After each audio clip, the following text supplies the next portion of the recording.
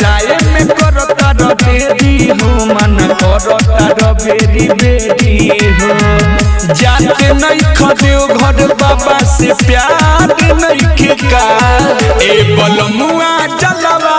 ढार के विचार नहीं खेका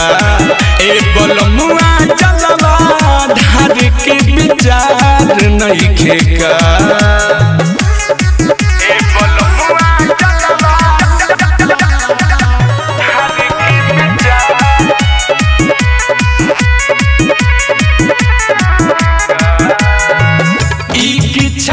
मन में पड़ा तिकछा न हुई जी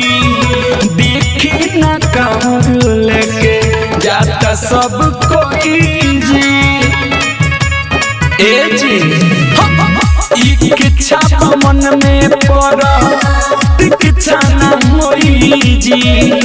देखी न कांवर लेके जाता सब कोई जी जेबी में 500,000 नहीं का ए बलमुआ चलवा ढार के विचार नहीं का ए बलमुआ चलवा ढार के विचार नहीं का ए बलमुआ चलवा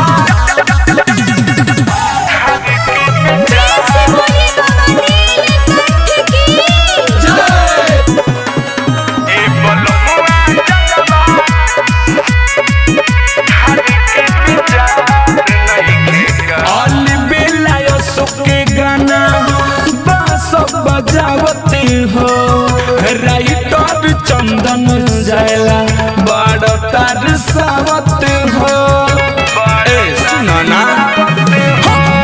ऑल बेला सुके गाना